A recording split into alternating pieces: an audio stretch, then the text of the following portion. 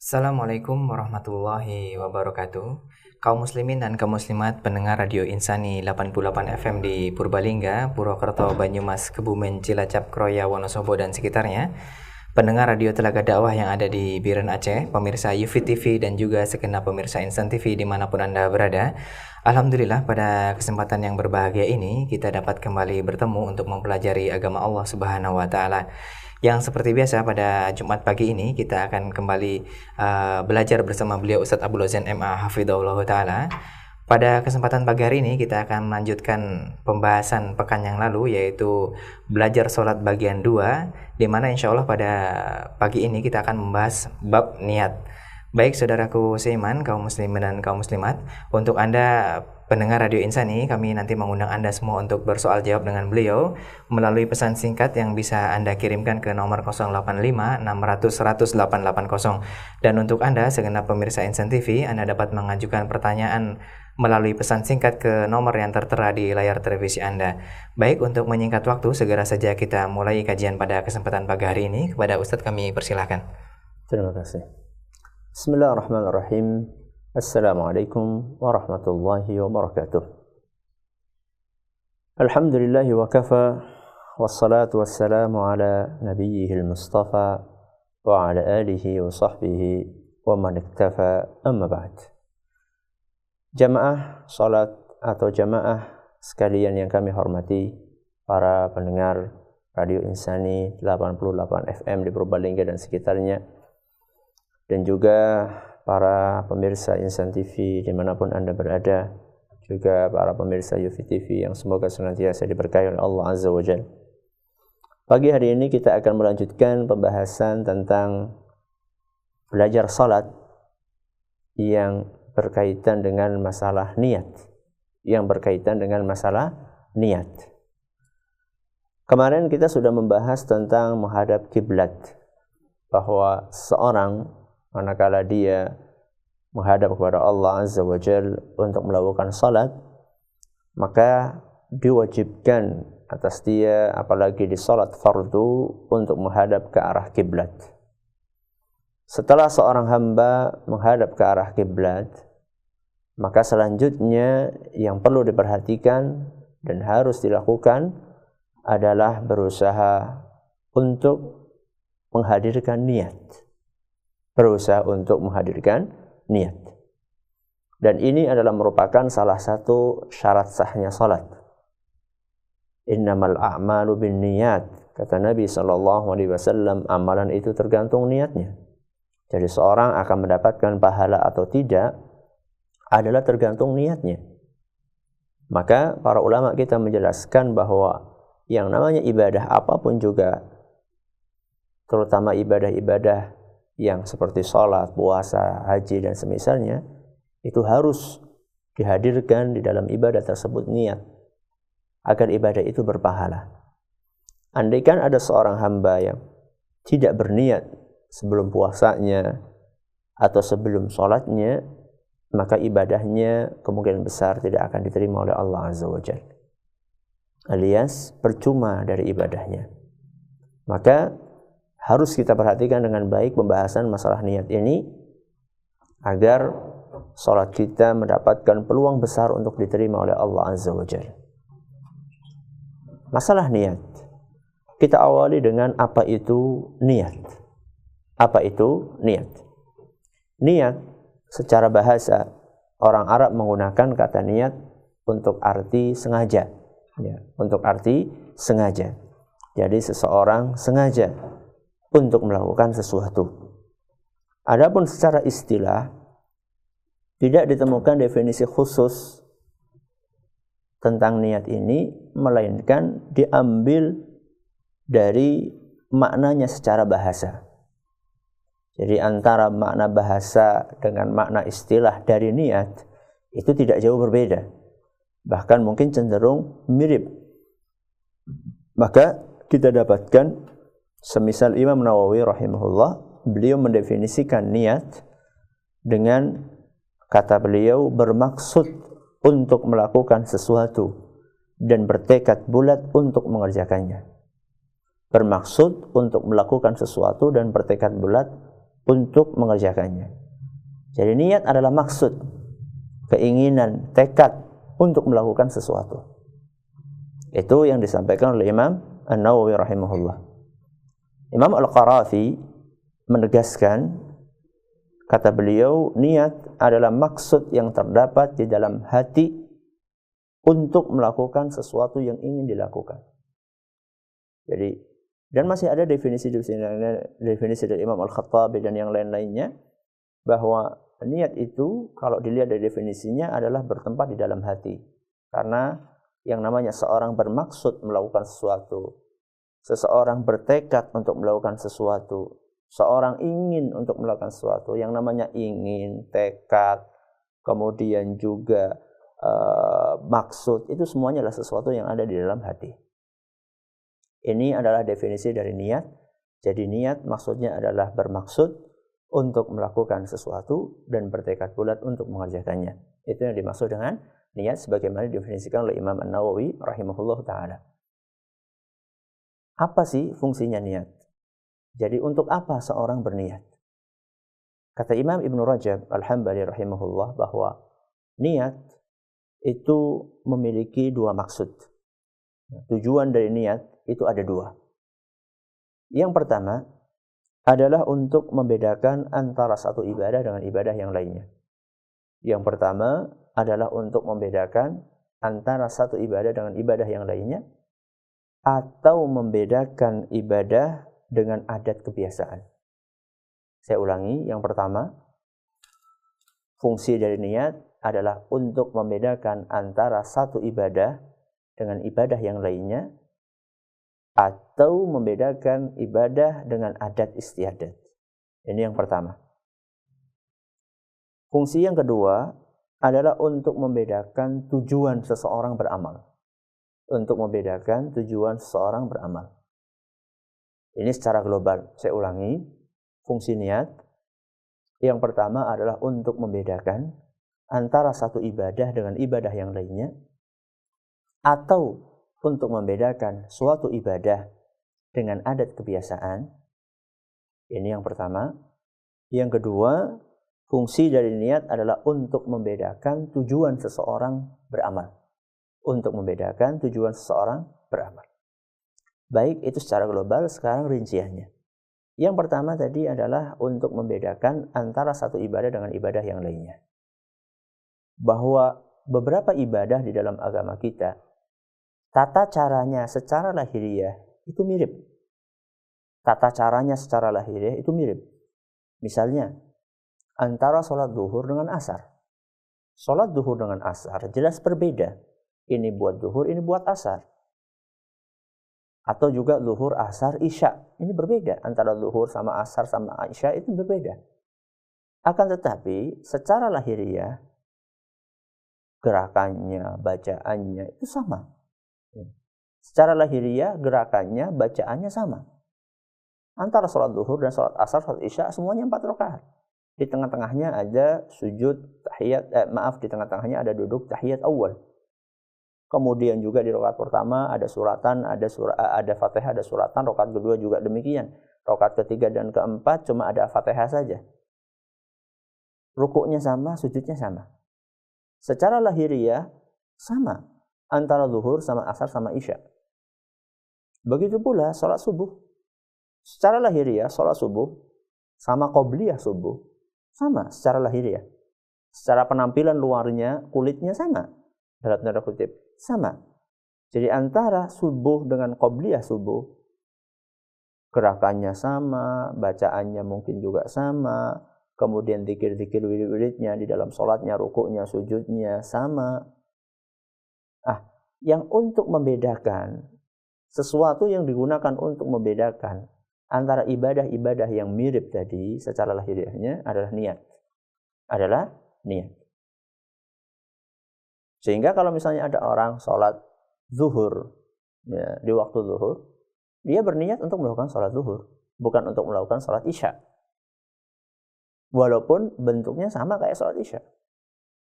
Atau seorang pagi-pagi, sekitar jam 7-an, dia bangun, dia pergi ke masjid atau di rumah, sholat 2 rakaat, Di dalam hatinya dia berniat untuk sholat duha. Dan ini bukan sholat subuh karena dilakukan pada waktu duha. Ini fungsi yang pertama. Jadi fungsi yang pertama dari niat adalah untuk membedakan satu ibadah dengan ibadah yang lainnya. Atau kata para ulama, untuk membedakan antara ibadah dengan adat kebiasaan. Antara ibadah dengan adat kebiasaan. Contohnya gini, saya yakin banyak di antara kita yang setiap harinya mandi. Bahkan mungkin banyak di antara kita mandi sehari 2 kali atau bahkan mungkin lebih dari itu. Itu apakah ibadah atau bukan? Jawabannya itu adalah adat, kebiasaan. Kita mandi itu kebiasaan. Kebiasaan itu artinya ya secara asal tidak mendapatkan pahala atau tidak berdosa. Ya.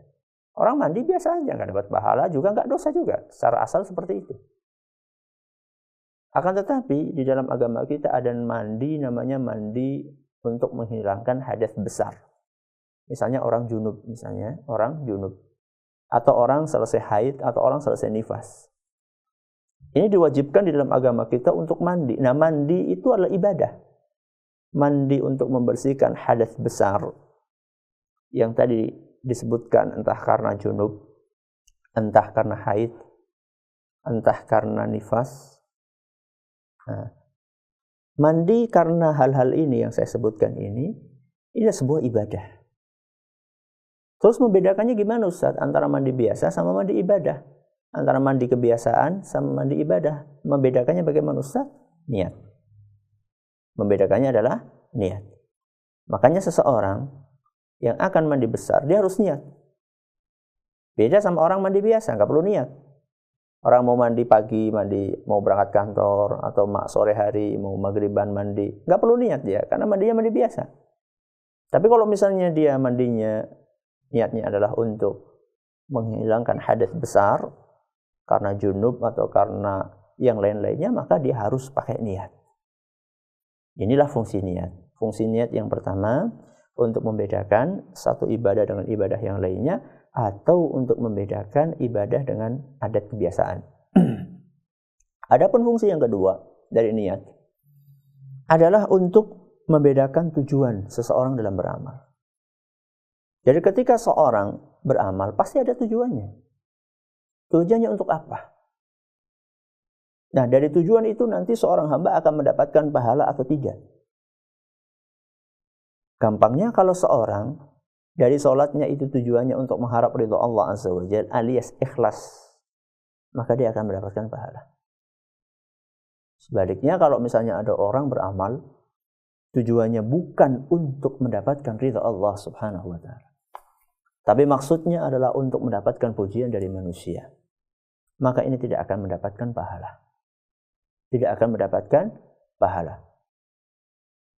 Kata Allah Subhanahu wa Ta'ala dalam sebuah hadits qudsi, "Man 'amila 'amalan asyraka ma'iya fihi ghairi taraktuhu wa syirkah." Kata Allah Subhanahu wa Ta'ala dalam sebuah hadits qudsi, barang siapa yang melakukan amalan kemudian dia mensekutukan aku dengan yang lainnya di dalam amalan tersebut, taraktuhu wa syirkah, maka aku akan tinggalkan orang tersebut beserta dengan sekutunya, beserta dengan amalan yang dia campurkan ya di dalamnya antara aku dengan yang lainnya, kata Allah Azza wa Jalla. Alias amalan tersebut tidak dipedulikan sama Allah Azza wa Jalla. Karena di situ ada seorang hamba melakukan perilaku mendua di dalam amalannya. Niatnya campur aduk. Itu berarti tidak ikhlas. Maka fungsi dari niat yang kedua adalah untuk membedakan antara tujuan seorang beramal itu untuk apa. Dan ini perlu kita hadirkan kaum muslimin, kaum muslimat yang kami hormati di dalam setiap ibadah kita. Itulah yang mendatangkan pahala.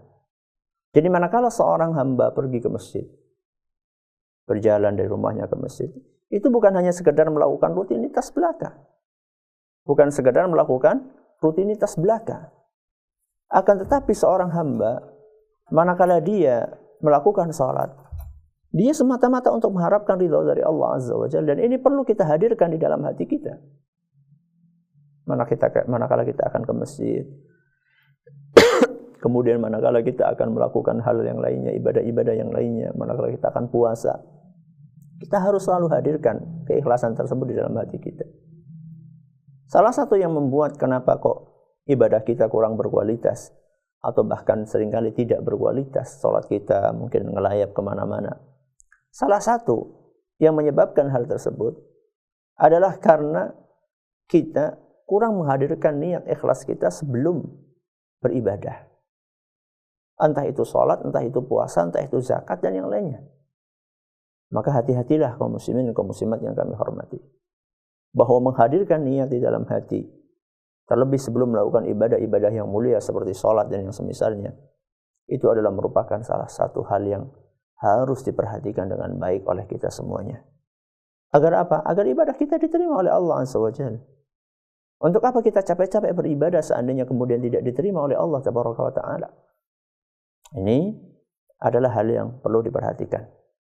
Jadi saya ulangi, poin yang pertama adalah definisi dari niat atau pengertian dari niat, bahwa niat artinya adalah bermaksud untuk melakukan sesuatu dan bertekad bulat untuk mengerjakannya, sebagaimana disampaikan oleh Imam Nawawi rahimahullah ta'ala.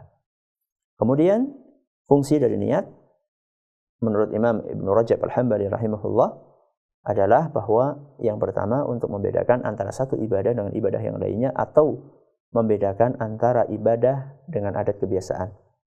Kemudian yang kedua, fungsinya adalah untuk membedakan tujuan seorang beramal, apakah karena Allah lillahi ta'ala atau karena yang lainnya.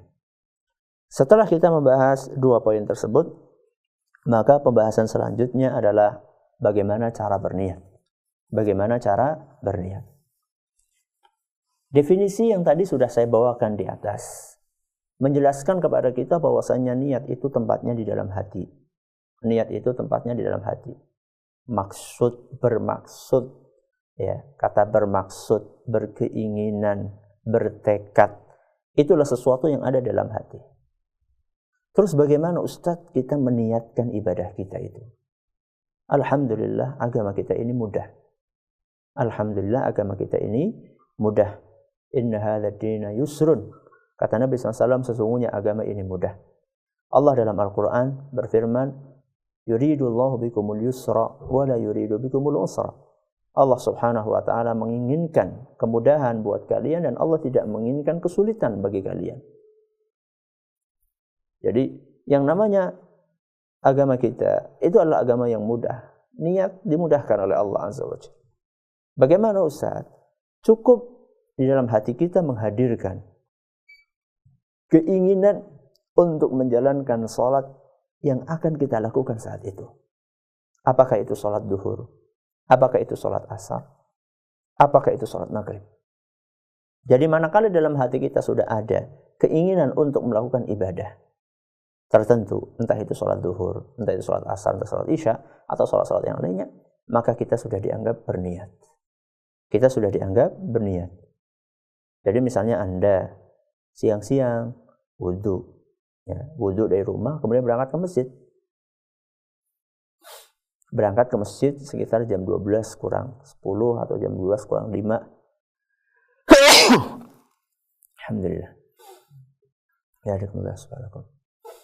Jadi manakala seorang pergi dari rumahnya jam 12 kurang 1/4, jam 12 kurang 1/4, atau jam 12 kurang 5 misalnya, adanya jam 12. Seorang berwudu di rumah, kemudian dia berangkat ke masjid.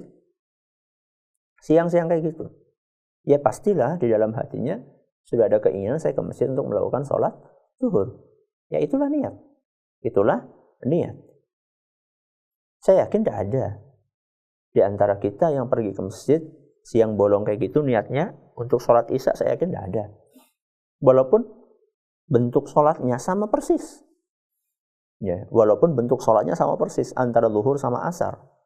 Maka kalau seandainya kita berangkat dari rumah berwudu kemudian berangkat ke masjid, ya, di dalam hati kita sudah ada keinginan untuk melakukan maksud dan tujuan ingin melakukan sholat zuhur, itulah niat.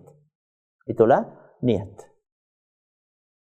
Dan tentunya perlu ditambah dengan lillahi ta'ala. Artinya maksudnya adalah saya pergi ke masjid ini untuk mengharapkan ridha dari Allah Azza wa Jalla. Jadi ada 2 poin, minimal ada 2 poin yang harus kita perhatikan dalam niat itu. Yang pertama adalah ini niat ibadah apa. Yang kedua niat ibadah untuk siapa. Ini ibadah apa, what, dan untuk apa. Ya. Untuk apa dia beribadah, untuk siapa dia beribadah. Jadi ketika dia ke masjid waktu subuh misalnya, ya, dia ke masjid waktu subuh. Jam 4:30, saya dia berangkat ke masjid untuk menjalankan ibadah salat. Tentu di dalam hatinya ada maksud saya akan melakukan salat subuh. Saya akan melakukan salat subuh. Saya akan melakukan salat subuh. Nah itulah niat di dalam hati. Saya akan melakukan salat subuh. Saya keinginan untuk melakukan salat subuh. Itulah niat di dalam hati. Sehingga ketika seorang berangkat ke masjid pada waktu-waktu itu, nggak mungkin ada orang pada jam-jam itu berangkat ke masjid untuk sholat duha. Untuk sholat duha. Itu nggak mungkin ada orang berangkat jam segitu untuk sholat taraweh. Karena waktunya merupakan indikator kuat bahwa dia ke masjid untuk melakukan sholat subuh. Itulah cara berniat. Sering saya ditanya, Ustadz, kalau memang betul kita itu memang pagi-pagi kita berangkat ke masjid. Itu niatnya di dalam hati adalah niat untuk melakukan sholat subuh. Tapi kan sampai ke masjid kita nggak langsung sholat subuh, Ustaz. Kita sampai ke masjid kan ada waktu kita sholat qobliyah masjid, tahiyatul masjid, kemudian qobliyah subuh, sholat sunnah fajar. Dan sebelumnya mungkin kalau memang waktunya ada kita sholat tahiyatul masjid, berarti kan udah dipotong, Ustaz. Terus niat yang subuh itu gimana? Mudah saja, ketika kita masuk ke masjid, kita sholat 2 rakaat, dalam hati kita ini masjid, saya akan melakukan penghormatan, ibadah penghormatan kepada masjid, atau menghormati masjid, karena Allah subhanahu wa ta'ala, ya berarti Anda sudah niat tahiyatul masjid. Kemudian azan dikumandangkan, sambil nunggu qomat, nah, Anda melakukan sholat 2 rakaat. Anda melakukan sholat 2 rakaat. Berarti Anda dalam hati Anda sudah ada maksud inilah sholat qobliyah subuh. Terus niat sholat subuhnya gimana, Ustaz? Nah, ketika Anda dikumandangkan qomat, Anda berdiri, imamnya berangkat ke depan, maju ke depan, masa nggak ada keinginan di dalam hati Anda untuk melakukan sholat subuh? Ya itulah niat. Itulah niat yang ada di dalam hati. Jadi cara berniat adalah dengan menghadirkan di dalam hati kita keinginan atau maksud untuk melakukan sesuatu ibadah tertentu, secara spesifik ibadah apa, kemudian niatnya juga dihadirkan saya atau keinginan saya melakukan sholat inilah karena mengharap ridho siapa, maksudnya adalah ridho Allah Azza wa Jalla. Ini adalah cara berniat. Dari keterangan ini, tentu kita bisa memahami bahwasanya tidak perlu kita dipersulit atau mempersulit diri kita untuk melafalkan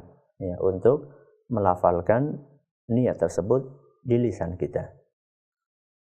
Tidak diwajibkan atau bahkan juga tidak disunnahkan menurut pendapat yang lebih kuat untuk melafalkan atau mengucapkan lisan itu atau mengucapkan niat tersebut di dalam lisan kita.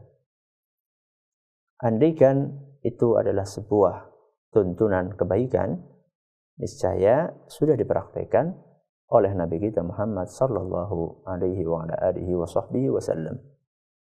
Selama itu tidak dipraktikkan oleh Nabi sallallahu alaihi wasallam, maka hal itu bukanlah termasuk amalan yang dianjurkan di dalam agama kita.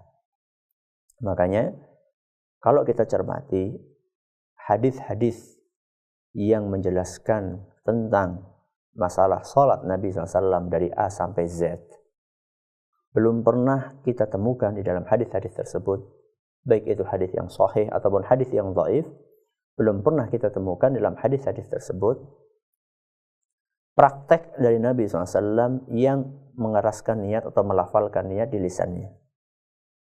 Bahkan yang ada, sebagaimana disebutkan dalam banyak hadis, di antaranya hadis Abu Hurairah radhiyallahu anhu yang menceritakan tentang seorang Arab Badui yang masuk ke masjid, kemudian sholat 2 rakaat, lalu disuruh oleh Nabi SAW untuk mengulangi sholatnya kembali. Dia sholat lagi. Selesai sholat, disuruh lagi oleh Nabi SAW untuk mengulangi sholatnya. Sampai 3 kali kejadian itu. Akhirnya orang Arab Badui itu mengatakan, Ya Rasulullah la uhsin ghairaha. Fa'allimni, wahai Nabi SAW, saya nggak bisa cara lain, maka ajarilah saya.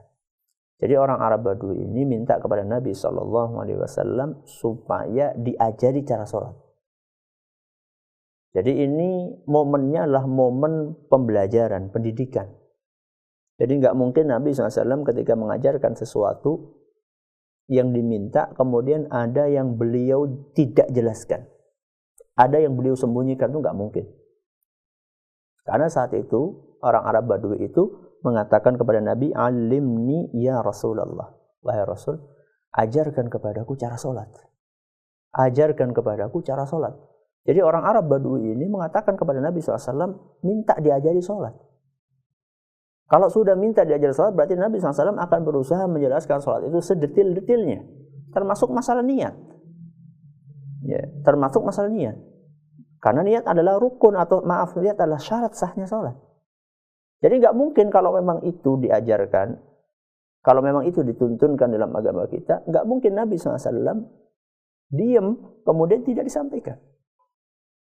Lihat, begitu orang Arab Badui itu meminta kepada Nabi SAW, alimni, ajarkan kepadaku cara sholat, Nabi SAW menjawab, idza qumta ila salati fa asbighil wudu'a. Kata Nabi SAW, kalau engkau akan sholat, maka sempurnakan wudu'mu. Ini langkah yang pertama.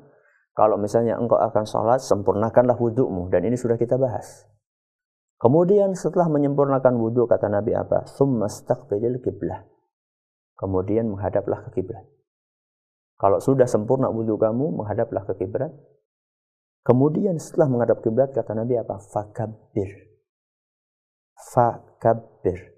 Fakabbir artinya adalah kemudian segeralah bertakbir. Segeralah bertakbir.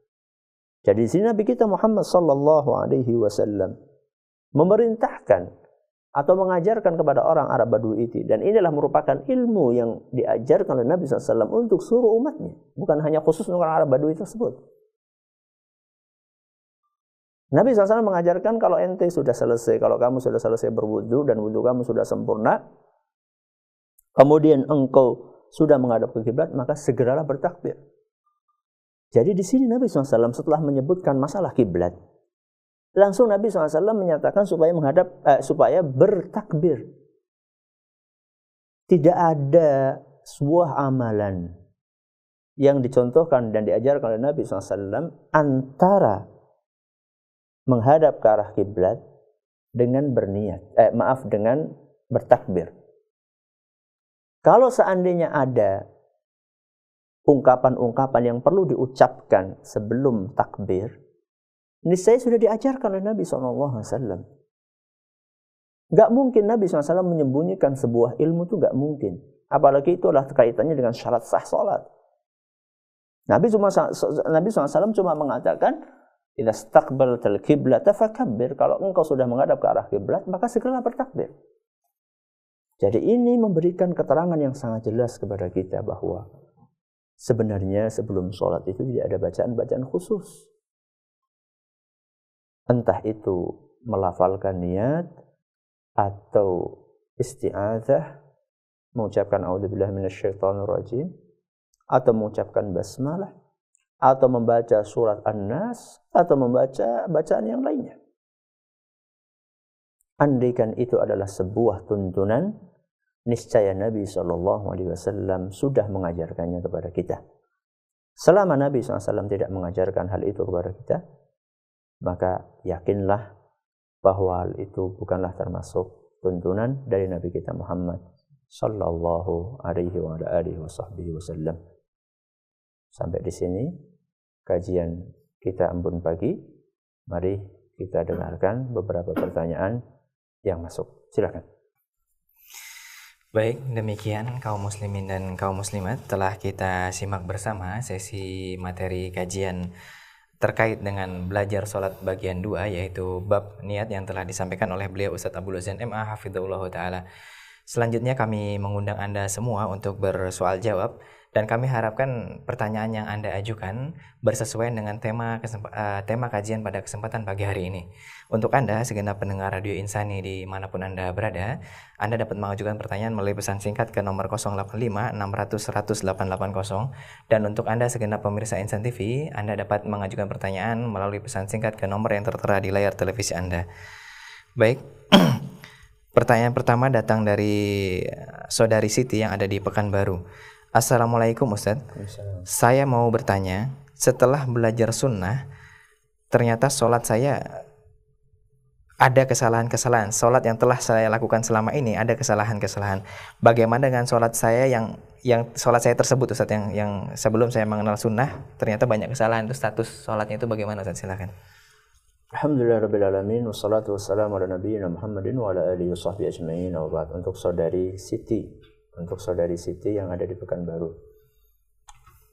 Anda mengatakan bahwa setelah Anda mengenal sunnah Nabi Sallallahu Alaihi Wasallam, Anda baru tahu bahwasanya ternyata sholat-sholat yang dahulu dilakukan itu banyak salahnya. Bagaimana status sholat-sholat yang telah lampau?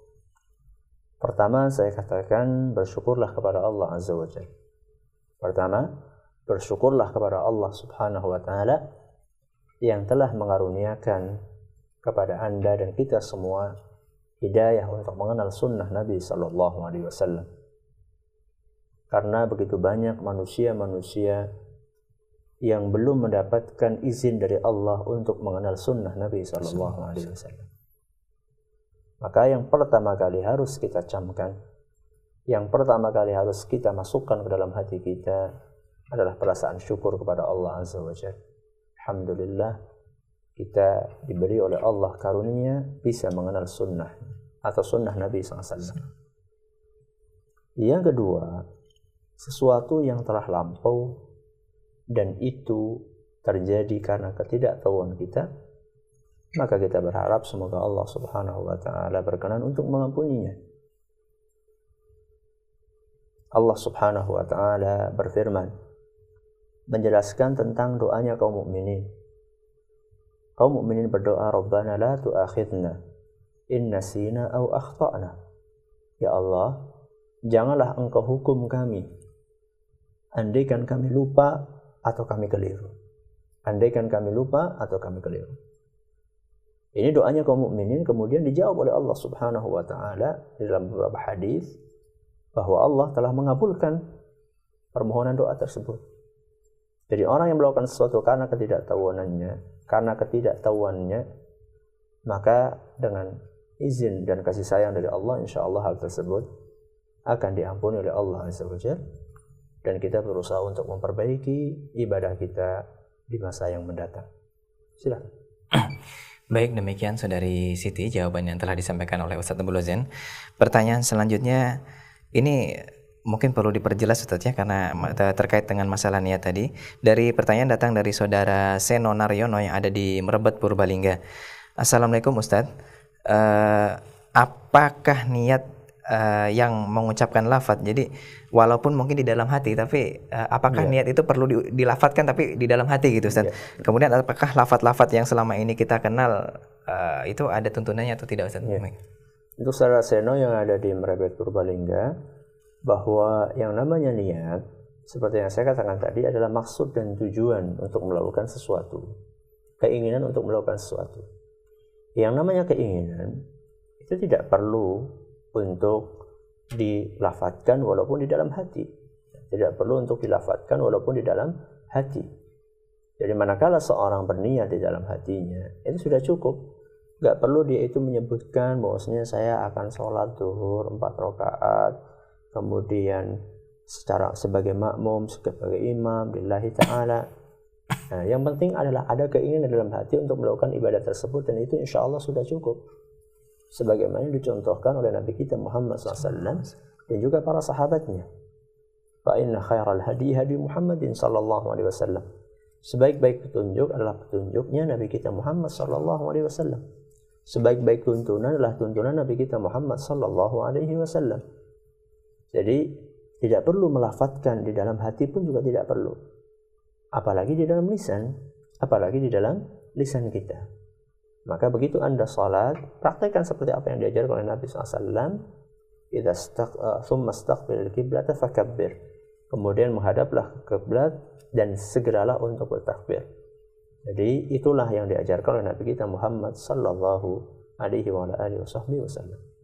Adapun saudara-saudara kita yang mungkin masih menggunakan seperti itu, mungkin karena ketidaktahuan mereka. Mungkin karena ketidaktahuan mereka, maka orang yang tidak tahu perlu untuk dikasih tahu. Tentunya dengan cara-cara yang sopan, dengan cara-cara yang santun, jangan menjustis, jangan menjelek-jelekkan, akan tetapi sampaikan dengan bahasa yang santun, yang sopan, yang ilmiah. Sambil didoakan agar orang tersebut mendapatkan hidayah kebenaran dari Allah Azza wa Jalla. Intinya masalah itu ada, tapi selesaikanlah masalah itu tanpa harus menimbulkan masalah yang baru. Jadi sampaikan dengan pelan, dengan bijak kepada mereka, berikut dalilnya, kemudian doakan mereka supaya mendapatkan hidayah dari Allah Azza wa Jalla, dan jangan melakukan hal-hal yang menimbulkan polemik berkepanjangan. Nah, baik, demikian jawaban yang telah disampaikan untuk pertanyaan dari saudara Seno Naryono yang ada di Merbet, Purbalingga. Pertanyaan selanjutnya datang dari hamba Allah yang tidak menyebutkan namanya. Beliau bertanya, Assalamualaikum Pak Ustadz, bagaimana cara supaya sholat kita bisa khusyuk Ustadz? Terima kasih. Bagaimana supaya sholat kita bisa khusyuk? Yang pertama adalah dengan melakukan berbagai persiapan sebelum sholat. Mulai dari wudhu yang sempurna, kemudian berjalan ke masjid dengan membaca doa, masuk ke masjid juga membaca doa, kemudian begitu masuk ke masjid melakukan sholat sunnah, kemudian antara azan dengan iqamat berdoa kepada Allah Azza wa Jalla. Nah, ini semua adalah sebuah persiapan untuk menuju kepada sebuah salat yang khusyuk. Karena tidak ada sesuatu yang instan. Sesuatu itu butuh proses, termasuk khusyuk. Nggak instan khusyuk itu. Jadi seorang sampai ke tujuan khusyuk, dia harus melalui langkah-langkah yang sudah digariskan oleh agama kita. Makanya kalau misalnya langkah-langkah itu tidak dilakukan, sulit untuk khusyuk. Qomat, baru lari-lari ke masjid. Qomat, baru lari-lari ke masjid. Takbiratul ihram masih ngos-ngosan. Bagaimana mungkin dia akan konsentrasi kalau dia masih sibuk untuk mengatur nafasnya? Jauh panggang dari apinya. Jadi kalau misalnya dia ingin khusyuk, dia harus melakukan tahapan-tahapan yang sudah digariskan oleh agama kita tadi. Ini yang pertama. Kemudian yang kedua adalah berusaha memahami. Berusaha untuk memahami apa yang kita baca di dalam sholat kita. Dan ini insya Allah kita akan bahas, termasuk gerakan-gerakannya, makna-makna yang dikandung dalam gerakan tersebut ketika sujud, ketika kita takbiratul ihram. Kita akan bahas insya Allah. Dan kita akan mulai dari pertemuan yang akan datang dengan izin Allah. Kalau kita masih dikaruniai umur, masih dikaruniai kesehatan, taufik dari Allah SWT, kita akan mulai mengkaji tentang takbir nanti. Jadi habis niat kan takbir. Kita akan kaji insya Allah cara takbirnya, gerakannya, kemudian juga makna yang dikandung.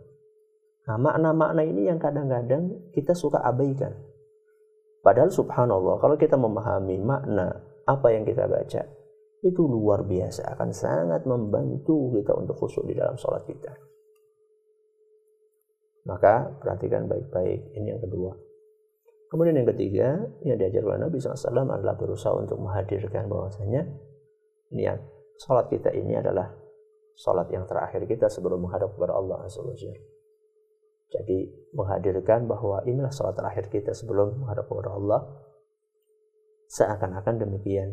Karena kita nggak tahu juga kapan kita akan meninggal dunia.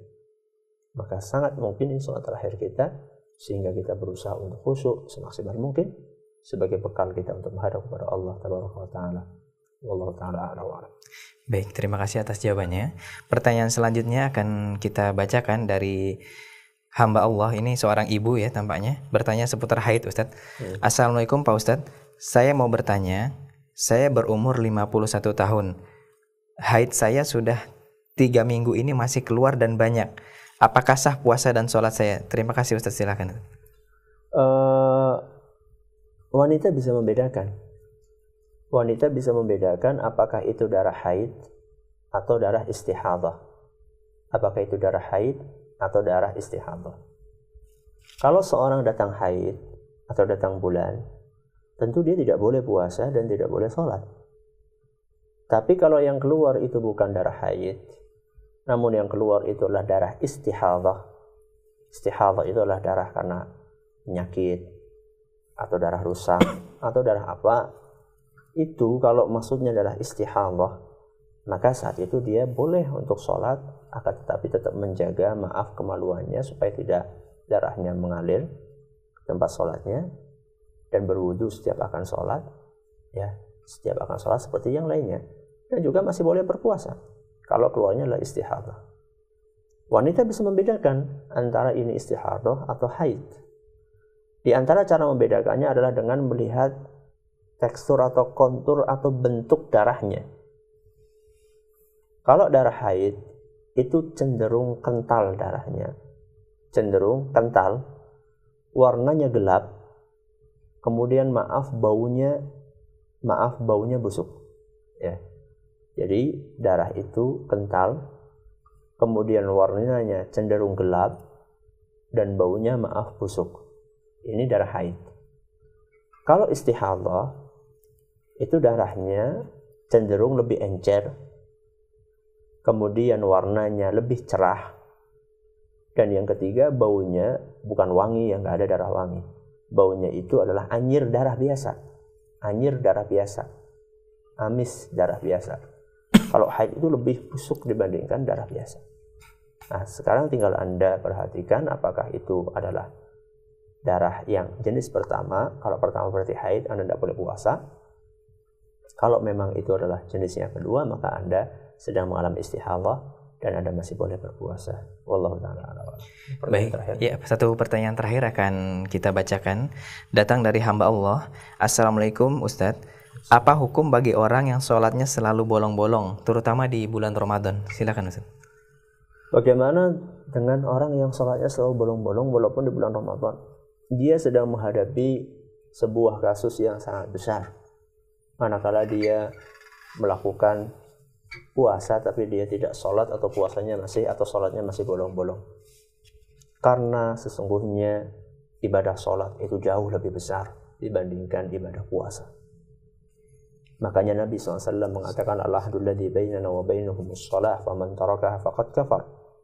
Yang membedakan antara kita orang Islam dengan yang lainnya adalah masalah salat. Barang siapa yang meninggalkan salat maka dia telah kafir. Ini ancaman dari Nabi SAW. Salatlah tiangnya agama. Seandainya tiang itu diruntuhkan maka agama itu pun akan runtuh. Jadi sebagian ulama bahkan mengatakan bahwa orang yang puasa tapi tidak sholat, nggak ada gunanya puasa dia. Ya, sebagian ulama mengatakan seperti itu. Maka Anda yang sudah berpuasa, bersyukurlah kepada Allah Azza wa Jalla, Anda sudah berpuasa. Tetapi perbaikilah sholat-sholat Anda yang masih bolong-bolong tersebut, sehingga Anda bisa memadukan antara dua ibadah yang mulia, ibadah sholat dan ibadah puasa. Semoga yang sedikit bermanfaat. Wallahu ta'ala a'lam wa a'lam. Demikian kaum muslimin dan kaum muslimat, pertanyaan tadi mengakhiri seluruh rangkaian kajian Embun Pagi pada kesempatan hari ini. Kami ucapkan terima kasih jazakallahu khairan Ustaz atas ilmu yang telah antum sampaikan, dan kaum muslimin dan kaum muslimat, kami ucapkan terima kasih yang sebesar-besarnya kepada Anda atas kerendahan hati Anda menyimak seluruh rangkaian kajian pada kesempatan pagi hari ini, dan kami ucapkan permohonan maaf karena begitu banyak pertanyaan yang Anda ajukan namun tidak sempat kami bacakan karena keterbatasan waktu. Baik, kami yang bertugas dari studio Radio Insani 88 FM di Purbalingga mengucapkan undur diri. Wassalamualaikum warahmatullahi wabarakatuh. Waalaikumsalam.